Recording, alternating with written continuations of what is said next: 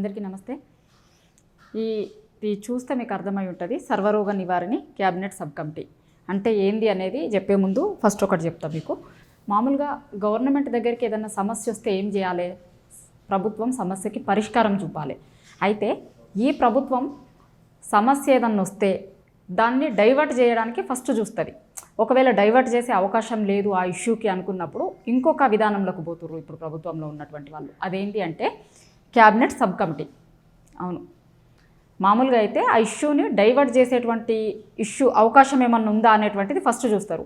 ఇష్యూని డైవర్ట్ చేసే అవకాశం లేదు అని తెలిసినప్పుడు ఆ ఇష్యూ మీద క్యాబినెట్ సబ్ కమిటీ వేస్తారు. నిజంగా సర్వరోగ నివారణ క్యాబినెట్ సబ్ కమిటీ అనేది, ఎందుకంటే అసలు ఇప్పటివరకు 9 నెలల కాలంలో ఎన్ని క్యాబినెట్ సబ్ కమిటీలు వేసిర్రు అనేటువంటిది తెలిస్తే ఈ టైటిల్ ఎందుకు పెట్టినాము అనేది మీకు తెలుస్తుంది. మామూలుగా మనకు ఊర్లలోనే కాదు, ఇక్కడ కూడా ఒక సామెత ఉంటుంది. ఏంటి అంటే సర్వరోగ నివారణ జిందా తిలిస్మాత్. మనకి ఎప్పుడన్నా ఏమన్నా అయినప్పుడు దగ్గు వచ్చినా, జలుబైనా, జ్వరం వచ్చినా, ఏమైనా జిందా తిలిస్మాత్కి ఇంతంత పాలల్లో కలుపుకొని దాగుర్రి పోతుంది అని ఉంటుంది.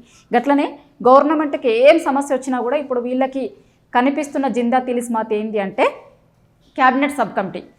ఎందుకంటున్నాము అంటే మామూలుగా ఇప్పుడున్నటువంటి గవర్నమెంట్లో సీఎంతో సహా క్యాబినెట్లో ఉన్నది 12 మంది మంత్రులు. మొత్తం సీఎంతో కలిపే 12 మంది మంత్రులు ఉన్నారు. ఆ 12 మంది ఒక్కొక్కరికి అంటే ఒక్కొక్క మంత్రికి వాళ్ళ దగ్గర ఉన్నటువంటి శాఖలు దాదాపు 2-3 శాఖలు ఉన్నాయి ఒక్కొక్క మంత్రికి. ఆ శాఖల పనితీరు చూసేందుకే, వాటి మీద రివ్యూలు చేసేందుకే వాళ్ళకి టైం సరిపోతలేదు. అది పోగా ఇప్పుడు ఉన్నటువంటి మంత్రులందరినీ క్యాబినెట్ సబ్ కమిటీలలో సభ్యులుగా ఇస్తారు. సో వాళ్ళకి రోజువారీ కార్యక్రమాలు, వాళ్ళ మంత్రులకు ఉండేటువంటి పనులు చూసుకోవాలి, మళ్ళీ క్యాబినెట్ సబ్ కమిటీ మీటింగ్లకు పోవాలి. ఇది ఎవరో కాదు, మంత్రులే చెప్పుకుంటారు. అంటే ఇప్పటికే మా దగ్గర 2-3 శాఖలు ఉన్నాయి, వాటి బాధ్యతలు చూడడంతో పాటు మళ్ళీ క్యాబినెట్ సబ్ కమిటీ బాధ్యతలు చూడడం కొంచెం అంటే అదనపు బాధ్యతగా ఉంది మాకు అనేటువంటిది చాలామంది మంత్రులు వాళ్ళకి దగ్గరకు వచ్చేటువంటి వాళ్ళ సన్నిహితుల దగ్గర చెప్పుకుంటారట. క్యాబినెట్ సబ్ కమిటీ ఎన్ని వేసిర్రు ఇప్పటివరకు 9 నెలల టైంలల్లో అంటే దాదాపు 15 క్యాబినెట్ సబ్ కమిటీలు వేసిర్రు. అవును, కాంగ్రెస్ పార్టీ అధికారంలోకి వచ్చేందుకు 6 గ్యారంటీలు 420 హామీలు ఇచ్చింది కదా.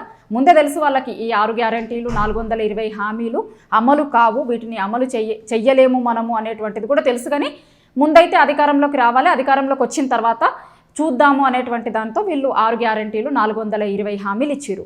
సో ఇచ్చేటప్పుడు తెలవాలి కదా ఈ పార్టీకి మనం అమలు చేయగలుగుతామా చెయ్యలేమా అనేటువంటిది. కానీ దాని మీద కూడా ఒక క్యాబినెట్ సబ్ కమిటీ వేసుకుర్రు వీళ్ళు. ఇచ్చినటువంటి హామీల మీద, 6 గ్యారంటీల మీద, ఇచ్చినటువంటి హామీల మీద ఇప్పటివరకు ఎన్ని క్యాబినెట్ సబ్ కమిటీలు వేసిరంటే 15 క్యాబినెట్ సబ్ కమిటీలు వేసిర్రు. దేనికి వేసిరంటే నేను చెప్తా. ఇప్పుడు కొన్ని ఇంపార్టెంట్ మీకు ఇక్కడ రాసి చూపిస్తా. 6 గ్యారంటీలకు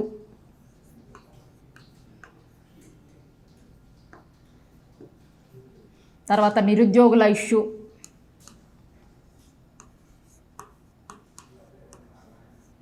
తెలంగాణ తల్లి విగ్రహం, గతంలో వీళ్ళు తెలంగాణ తల్లి విగ్రహాన్ని మారుస్తామన్నారు కదా, దానికి సంబంధించి కూడా ఒక క్యాబినెట్ సబ్ కమిటీ వేసిర్రు. దాని తర్వాత రైతు భరోసా,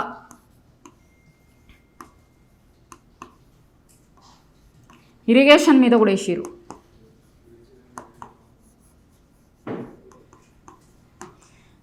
అట్లనే కాళేశ్వరం మీద, విద్యుత్ కొనుగోలుకి సంబంధించినటువంటి ఇష్యూ మీద కూడా క్యాబినెట్ సబ్ కమిటీ వేసిర్రు. అయితే క్యాబినెట్ సబ్ కమిటీలు వేసినా ఎవరికి ఏమి ఇబ్బంది లేదు. కానీ దాదాపు 9 నెలల టైంలో కాంగ్రెస్ పార్టీ అధికారంలోకి వచ్చిన తర్వాత 9 నెలల టైంలో 15 క్యాబినెట్ సబ్ కమిటీలు వేసిర్రు. ఈ 15 క్యాబినెట్ సబ్ కమిటీలలో ఒక్క క్యాబినెట్ సబ్ కమిటీ కూడా దాన్ని రిపోర్ట్ ఇవ్వలేదు ఇప్పటివరకు కూడా. క్యాబినెట్ సబ్ కమిటీలు 9 నెలల నుంచి అంటే గవర్నమెంట్ అధికారంలోకి వచ్చిన తర్వాత స్టార్టింగ్ వేసినటువంటి క్యాబినెట్ సబ్ కమిటీ కూడా ఇప్పటివరకు ఇవ్వలేదు. యూజువల్గానే క్యాబినెట్ సబ్ కమిటీల మీద అంటే బయట ఒక ప్రచారం ఉంటుంది, క్యాబినెట్ సబ్ కమిటీ అనేటువంటిది బైపాస్ అట్లాంటిది ప్రభుత్వానికి ఇవ్వలేము అని తెలిసినప్పుడు దాన్ని ఎట్లా చెప్పాలనో తెలియక మేము దీని మీద ఒక క్యాబినెట్ సబ్ కమిటీ వేస్తున్నాము.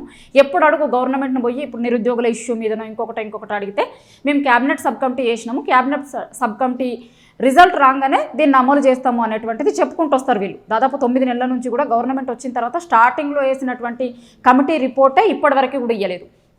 సో అంటే ప్రభుత్వం చెయ్యలేనటువంటి వాటన్నింటికి కూడా చెప్పి చెయ్యలేనటువంటి పనులు ఏవైతే ఉన్నాయో వాటన్నింటినీ బైపాస్ చేసేందుకు ఎన్నుకున్నటువంటి ఏకైక మార్గం వీళ్ళకి క్యాబినెట్ సబ్ కమిటీ.